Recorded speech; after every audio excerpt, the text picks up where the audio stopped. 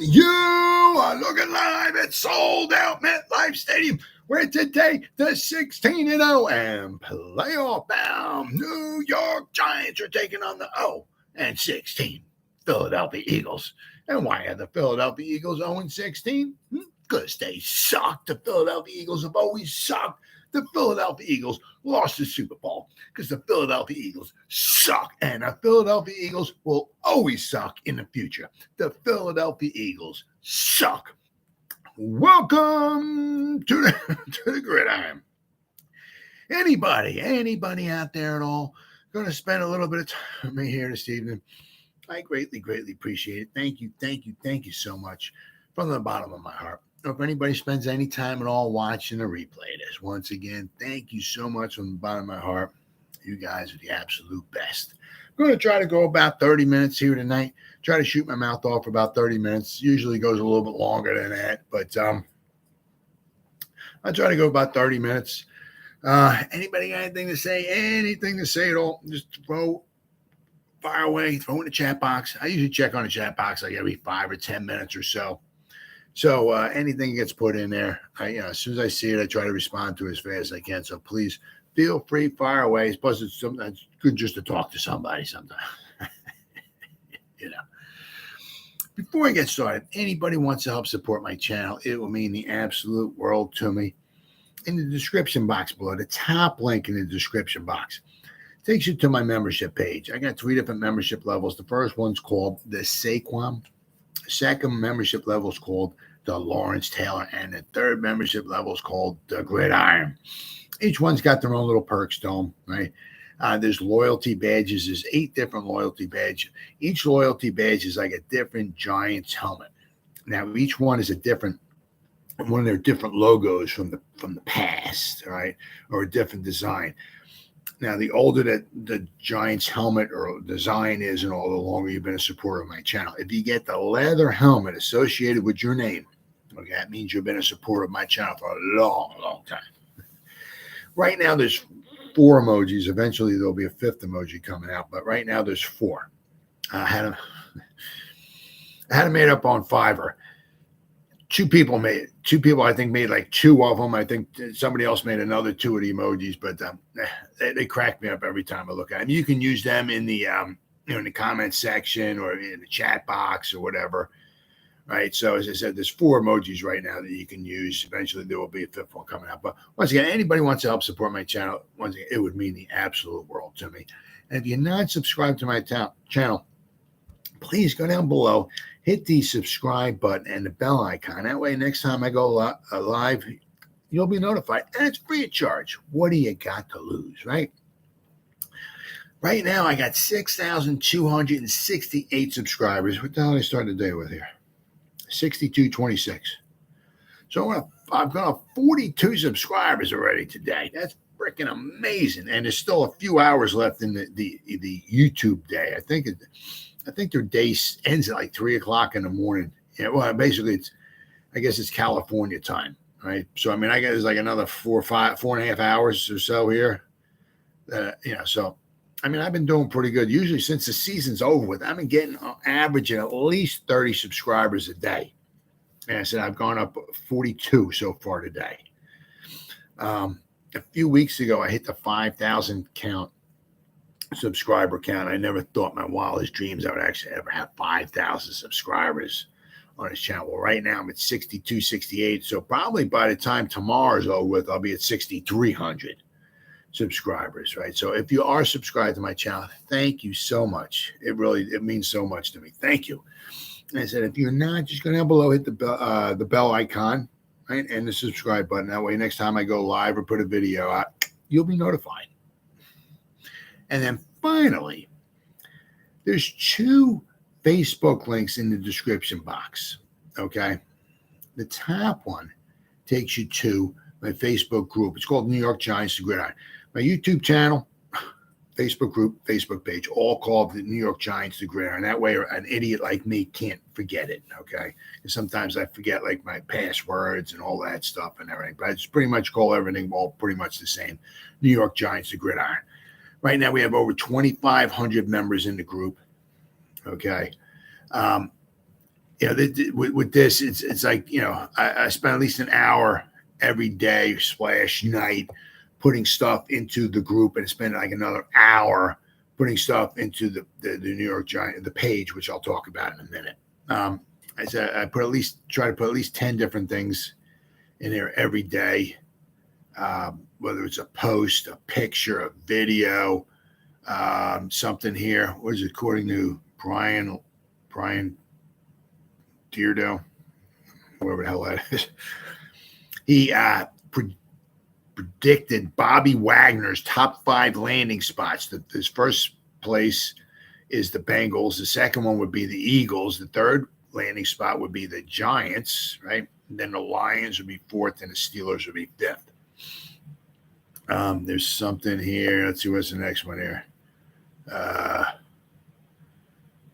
Phil McConkey's birthday was a couple days ago. So there's something on him in here. I said, it's with the group, not only do I post stuff in there too, but the members post stuff in there as well too. So if you go in there, there's at least 10 different posts every day in the group. Then there's another link, okay, which takes you to the second Facebook link, okay, which takes you to my page. Once again, that's called New York Giants, the Gridiron, right? But it's a page. Right now, we have 663 people who like it, and there's over 3,200 people following the page, New York Giants, the Gridiron. Now, I'm the administrator, so basically, I'm the only one to post anything in here, but it's the same thing with the group. Every day, 7 days a week, I'm putting stuff in here. I try to put at least 10 different things in there every day. So between the Facebook page and the Facebook group, there's over 20 different posts and pictures and videos and stuff with New York Giants stuff every day going in there. And I don't like commingle them. So basically, whatever I put in the page, I don't, for the most part, it doesn't go in the group. Whatever I post in the group does not go in the page. So between the two, there's a ton of different stuff every day, 7 days a week, pretty much 300, unless I'm on vacation or something or whatever. But I mean, if I'm around, this is what I spend a couple hours every day between the group and the page putting stuff in there. So there's a ton of New York Giants information going out every day, right? So go to the page, like it and follow, and go to the group and become a member, and you get a ton of Giant stuff every day. And I say all the time, if you're not completely satisfied, you get your money back guaranteed, right? All right, so all that stuff out of the way. I mean, I just saw another article. I mean, I mean, don't get me wrong. It's not like I reported this initially. I just picking stuff up here along the way and all. Because I despise the Eagles respectfully. And you know what? It's not even so much the Eagles; it's the Eagles fans just can't despise them. Like Stephen A. Smith, he never has anything good to say about the Giants, but that's why I don't particularly like listening to him or anything. But one thing I do love is he hates the Cowboys. And it's not so much the Cowboys, the players or anything like that. It's the fans. He despises the fans, right? Well, the same thing with me. I despise the Eagles, the fans, okay? I respectfully hate the Eagles, the team, but it's respectful hate. You know what I mean? It's like I hate the Cowboys, respectful, right? But, with the Eagles, I mean, with their GM, Howie Roseman, there's an article here I'm going to go over in a minute or so.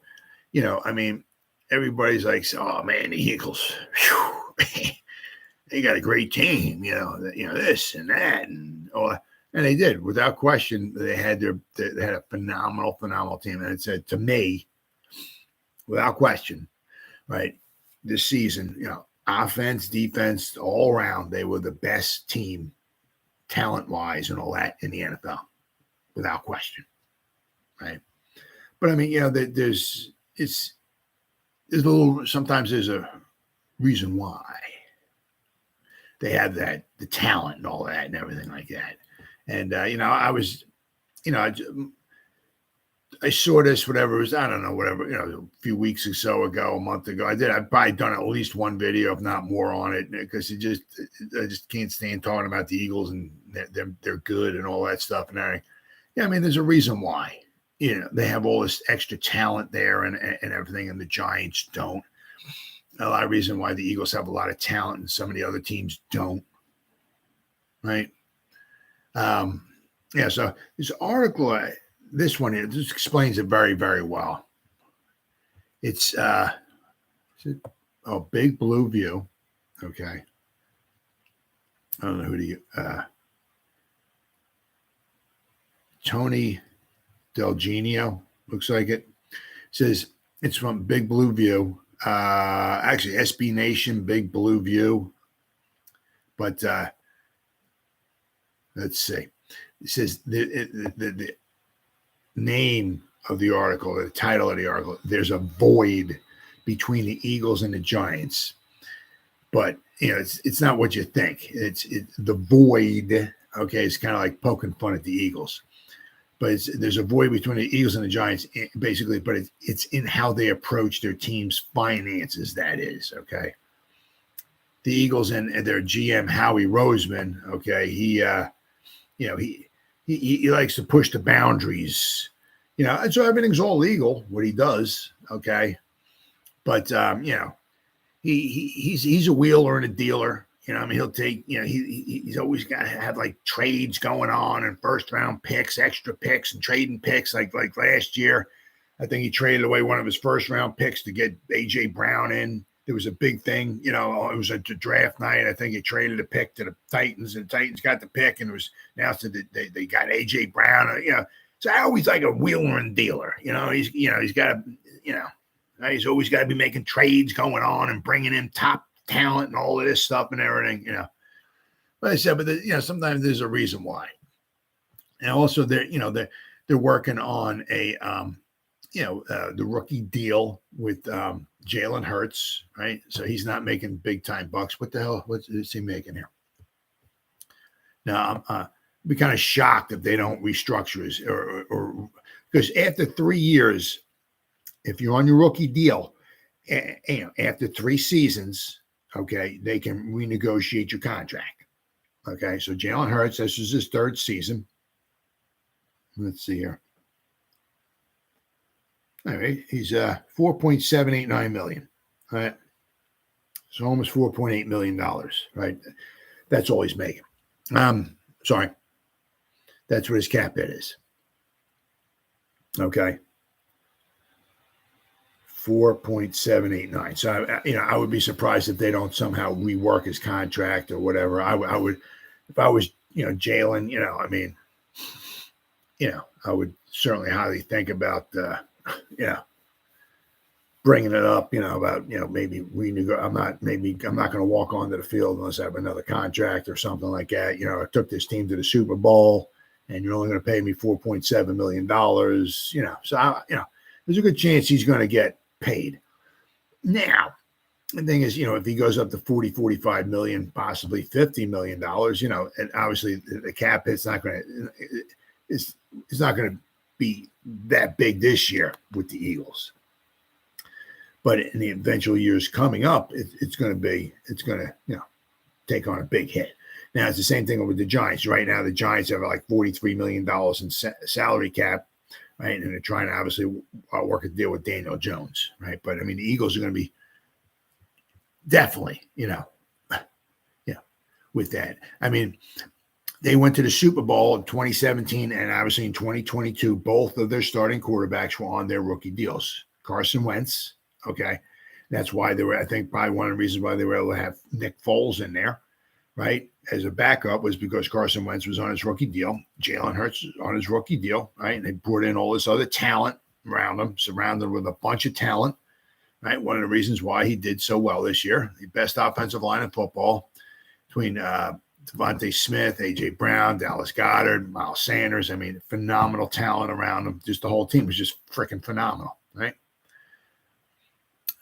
But in this article here, okay, let's see. It brings up this is the title of this piece has 2 interpretations. Yes, as the Giants plunge into their off-season process of team building, General Manager Joe Schoen must confront the fact that the NFC East champions, Philadelphia Eagles, have considerably more talent on their roster. As I said, once again, there's a reason why, than the Giants. And somehow that gap must be narrowed before the Giants can be considered as a legitimate Super Bowl contender. There's a reason for that, though. That has nothing to do with the Eagles GM Howie Roseman's ability to identify and secure good players. Roseman has done a very good job, especially, yes, he has, except for his one pick, Dillard, the tackle, first round tackle. Bad pick there. But Roseman's done a very good job over the past decade finding good players, especially on the offense and defensive lines. Okay. But he's also made his share of mistakes too, right? So Carson Wentz, Nelson Aguilar, J.J. Whiteside, Jalen Reagor. I mean, he's had some, and I said Dillard too. I mean, he was not a good pick there. I mean, so he's had a bunch of busts. All right. Now, the other interpretation of the title of this article refers to how Roseman manages to aggregate talent while following the financial rules of the NFL. It's well documented that Roseman manipulates the salary cap to the maximum extent possible by deferring players' costs to later years. So basically, he's doing like exactly what Shane does not want to do, and a lot of guys do not want to do, kicking the can down the road. Okay, that's what Howie Roseman does. Okay, there are several ways to do this, but the financial vehicle of choice in the NFL is the signing bonus, right? Which basically means you sign a guy to a contract, whatever. Say it's I don't know. He's signing up a $10 million a year contract. Well, you can give him a signing bonus of say, $10 million, but at the $10 million that you give him, it's cash up front to the player. But that signing bonus, right, that can be divided up into the length of the contract, which sometimes can be up to 5 years. So you can if you give him a $10 million signing bonus, if you can spread that out maybe into 5 years, now the signing bonus only goes $2 million toward the cap each year. Okay. So this is money, okay, that is completely paid to the player at the time he signs his contract, but the cost of which is spread out over multiple years to reduce the player's salary cap hit in the first year. Okay. Now, this is one of the things that Howie Roseman did, like with James Bradberry. He brought James Bradberry in. Now they have two solid two solid cornerbacks, Slay and Bradberry. He brought Bradberry in for 1 year, gave him a signing bonus and all, and he's going to defer all that extra money to years. I'm going to go over, there's a chart here. He's going to years down the road. That way he can bring Bradberry in. Bradberry only goes like $3 million or $4 million, whatever it is, a number one cornerback. You're only paying him $3 or $4 million or so toward the cap, 2022, but you're deferring a whole bunch of other money down the road. That's why he was able to bring in all this good talent. It's not like the Eagles, oh my God, how did the Eagles do all that? No. It's like we just bring in all these top guys. We give them they're like $1 million toward the cap hit this year in 2022, but then for the next 300,000 years, we're paying them, right? So that's how they were able to get all the good talent in there. It's not like they're super wonderful or Howie Roseman's that much of a great GM. Most of the GMs that rather not do that because it can be rather idiotic when you're hurting your salary cap years down the road. You got to weigh things out. Is a trip to the Super Bowl worth killing your salary cap for the next few years? Well, they almost won. So who knows? But most GMs, it seems like Joe Schoen is one of them, does not want to keep kicking the can down the road. Howie Roseman, because he's like a wheeler and a dealer, he's got to be bringing in this guy and this super stud here and this super stud there. Yeah, I'm a great GM. So I just keep kicking the can down the road. Let's see. Now, one thing here, the other interpretation of the title refers to how Howie Roseman manages to aggregate talent, bringing in talent, right, while following the financial rules of the NFL. Okay.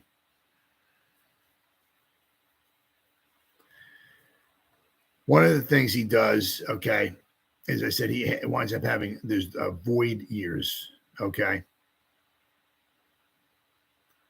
which he does a lot. There's a chart here. And it said, spreading out signing bonuses over the length of a contract for accounting purposes is very common, but it's possible to defer the cost even further down the road into the future by adding voidable or simply void years to the contract, meaning that they're paying these guys money and they're not on the team. Like I'm going to show you, they'll be paying James Bradbury money and he's not on the team. Okay. A void year is a year after the player's contract ends in which the team is still paying the cost of the signing bonus, even though the player is no longer on the team. Right. So basically, I mean, way most GMs would wind up doing maybe, would be, you bring James Bradbury in, for 50. If you're bringing him in for 1 year, he wants $15 million. If you want his services, it's going to cost you $15 million, pretty much kind of like that year. Well, the Eagles brought him in for $15 million or whatever it was. They paid him $3 or $4 million like this year, and then they're just going to keep giving him like money. A few more million next year, a few more million after that, a few more million after that, a few more, So that's why we're able to get so much talent in, right? Let's see. Now, one of the things that came was in 2021, the void years started popping up more because in 2021, in 2020 and 2020, the salary cap went down, because of the virus, right? So a lot of some of the GMs were adding voidable years on. Okay, they're just trying to find other vehicles, other ways to bring talent in. Okay, to build up their team, to give themselves a chance to win the Super Bowl without having to pay them that year, right? And voidable years is one way, and that's one way. Excuse me. And one way Howie Roseman was able to get all this talent on his team. Now it says teams differ in their usage of the void years. Now I'm going to show you here between the Eagles and the Chiefs. You do not need void years, but depending on their need given the players they have under contract, or philosophically, because of the desire to maintain cap space, the two Super Bowl participants this year are at opposite ends of that. The spectrum. According to Over the Cap, the Super Bowl champion Chiefs have no void years in any of their contracts. None. Okay. They use signing bonuses like every other team, and they restructure contracts when necessary to create cap space in the current year, but they have no void years at the present time. The losers of the Super Bowl, the Eagles, on the other hand, are champions of the void year competition. Let's look at how the Eagles' finances are structured. They currently have 18 player contracts with void years. 18. Whew, my God. Let's see what they got here. Fletcher Cox.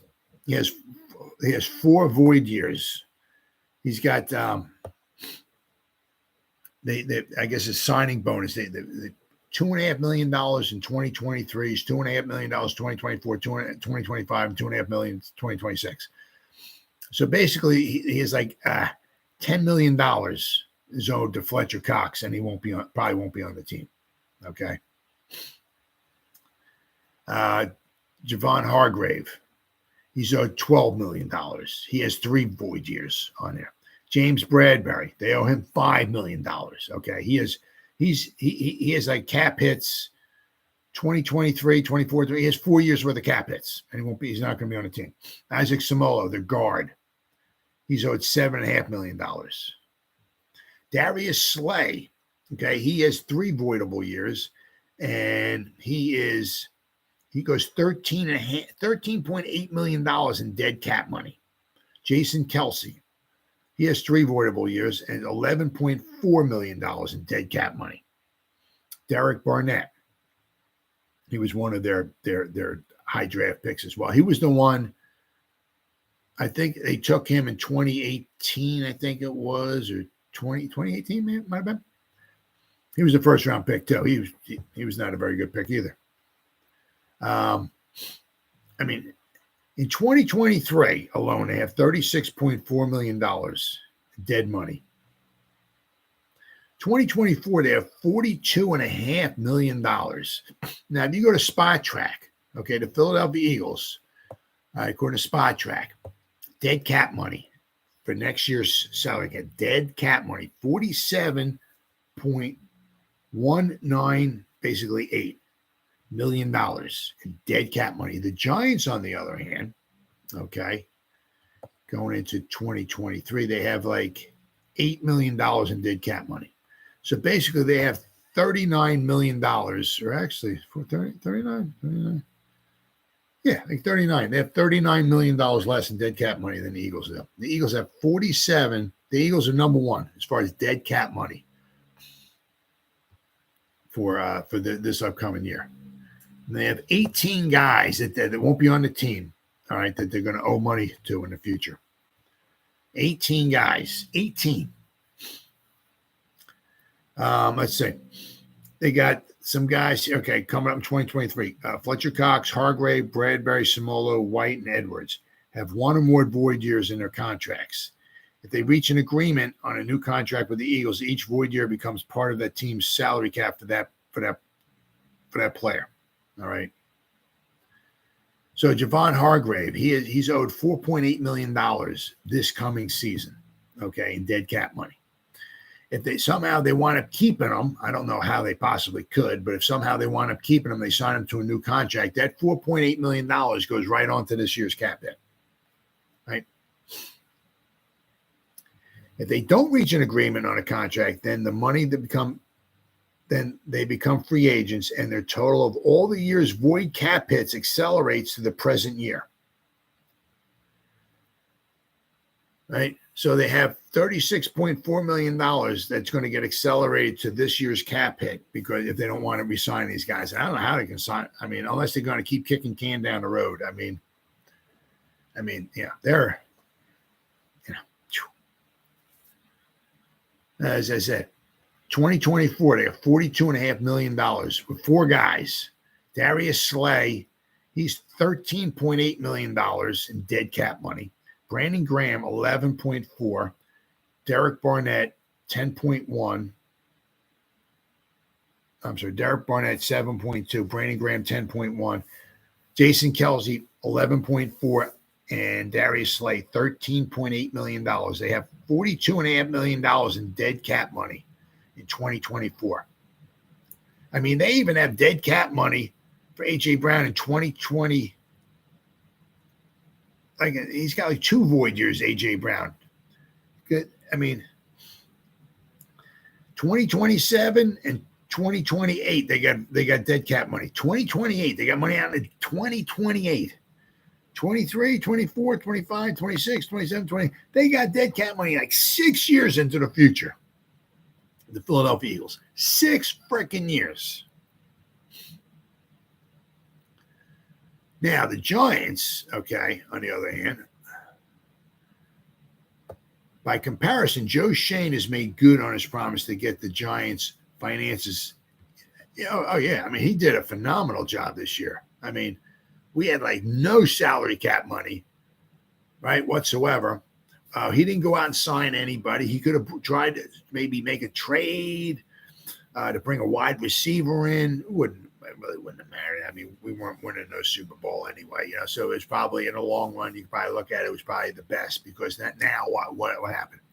Now we didn't give up draft capital, and we didn't have to pay a guy that was probably going to wind up not winning us the Super Bowl. Okay. But if you go with Joe Schoen, all right, let's see. We have, well, let's see. They said the Giants right now have $8 million, okay, in dead cap. All right. Let's see. Joe Schoen hasn't been able to completely avoid void years, though. Here is the Giants' void year and potential dead money situation at the moment. Now, one of the things would be Kenny Golladay, okay? If they cut him beforehand, okay, before June 1st, his cap hit, dead cap is 14, his dead cap money is 14.7, okay? If they wind up I believe cutting them after June 1st, the cap hit comes way down, but there'll be some money pushed toward next year's salary cap. So I'm not sure how Shane wants to wind up doing that. Does he want to lose all the money this year, or does he want to lose some this year and some next year? Okay. Now we have some guys who have some dead cap money coming up, okay, who are some free agents in the future. Now, Leonard Williams, Adoree Jackson, Tyrod Taylor, and Graham Gano, okay, they all have some dead cap money coming in 2024. Hehowever, that's if we can't figure out some type of a contract extension with him, okay? Now, Leonard Williams, there's a good possibility he's owed $32 million this year, Leonard Williams. Now, we're either going to ask him to take a pay cut. I don't know, if he would, or how much of a pay cut he would want to take. Best thing is maybe add like 2 years onto his, maybe right onto his contract. Maybe make it like a 3-year deal. Make the 3-year deal maybe like whatever, like $20 million, $60 million or something like that. The way you're paying him only $20 million a year, or something along those lines, right? But so how we can get his cap hit this year to go from 32 and bring it down, right? So the Giants can save themselves a bunch of money. The Giants also, Adoree Jackson, he's going to be due. He has $3 million in dead cap money in 2024. Okay. Now the same thing with the Giants. It'd be interesting to see what the Giants want to do with Adoree Jackson. He's still young. He's had a little injury history. Okay, but you figure he wouldn't have been injured this year if he didn't return any punts. Okay, but I mean he had a very good year for the Giants. It would be nice if he did intercept some passes, but that is what it is. But I mean, it might be interesting to see if they try to wind up extending his contract at all, right? But he has a $3 million dead cap hit in 2024. Adoree Jackson does, all right? But if they can wind up working out a new deal with him, add maybe a couple of years onto his deal, that it won't be a dead cap money, right? But that $3 million will go onto the salary cap hit that year in 2024. And the same thing with Graham Gano. He's coming up, right? We got him for one more year. And then, the way he's been doing, I would be, I can't say I'd be shocked, but I'd be rather surprised, right, if the Giants couldn't work out maybe some type of a deal with him, especially if he wants to still play, right? I know he's not a spring chicken at all or anything, but if he wants to still play and still kick and all and everything, I wouldn't see why the Giants wouldn't want to try to extend his contract, right? So, there's a good chance. If the Giants, then there's Tyrod Taylor. He's got $1.4 million in dead cap money in 2024. Now, I'm not sure if we're going to wind up trying to re-sign him or bring him back at all or anything like that. That I'm not sure. Okay. But there's a good possibility that the Giants have some dead cap money coming in 2024. But if they can re-sign or restructure, some of these guys' contracts, add some couple of years to some of these guys' contract, like Gano, Adoree Jackson, and Leonard Williams, the Giants won't have much dead cap money in 2024 at all. And that's what Joe Shane's trying to wind up doing. Just in case there is a year where we're maybe like one guy away, or you can see where we're halfway through the season and we're still relatively healthy and we're doing pretty good. Maybe we need that one guy. We can bring that one guy in, right? Maybe to make a difference or so. Well, maybe Joe Shane, he'll have some salary cap money to spend, and maybe if worse comes to worse, bring a guy in, maybe give him a signing bonus, maybe kick a little bit of money down the road. But there's a huge difference at what Joe Shane has done so far. He's only been there for 1 year, and obviously, he hasn't had a lot of money to spend.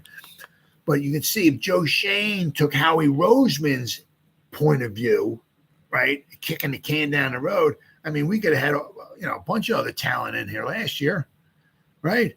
Just bringing guys in, putting void years onto their contracts, so that way we sign them for a couple of years, but after then they leave, we got all these void years where we still owe them all kinds of money. That's what the Eagles did, right? It almost got them a Super Bowl. You got to give them credit there, but they got money going out until 2028. And I said, I think one of the reasons why the Eagles pushed all the chips into the middle of the table this year was because Jalen Hurts is on his rookie deal. And just try to get as much good talent around him as he can to see how far they can go and possibly wind up winning the Super Bowl. Okay. But I mean, it almost got him there. It didn't, but it almost did.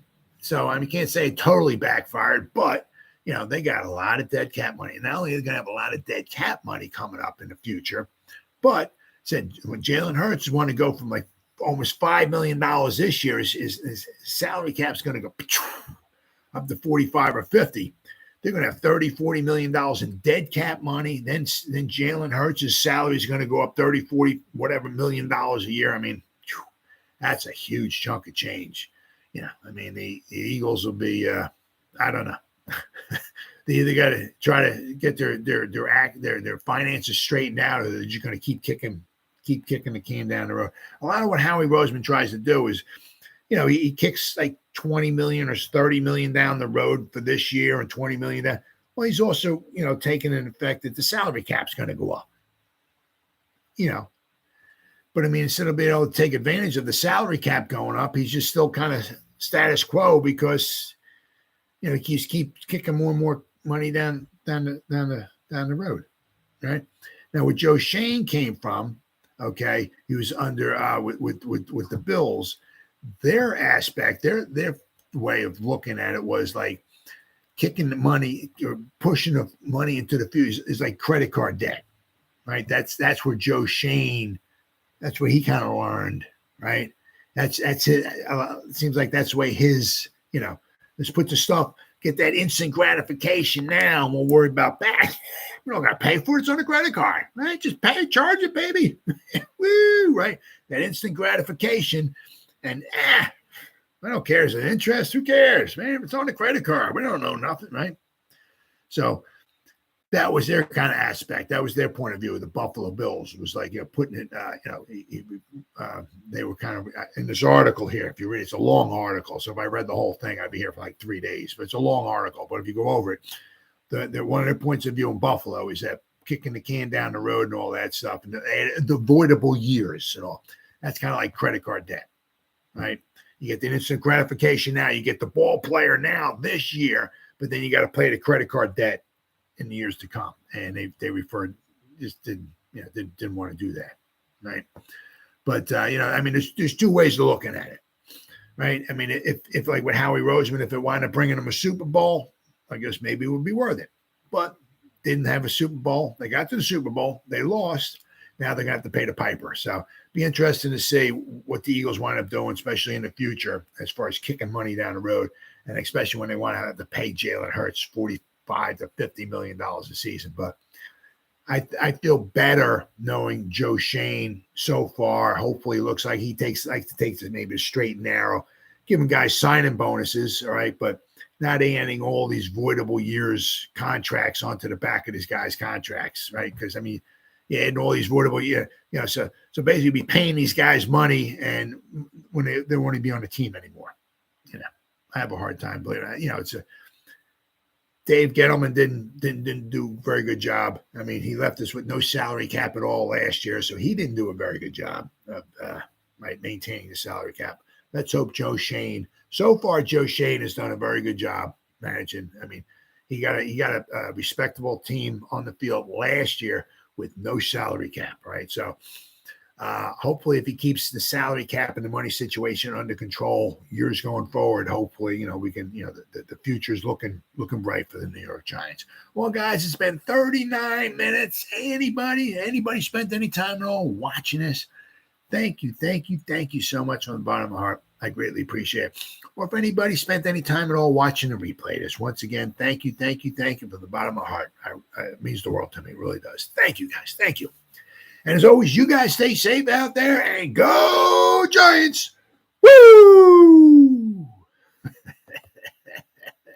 Oh, yeah.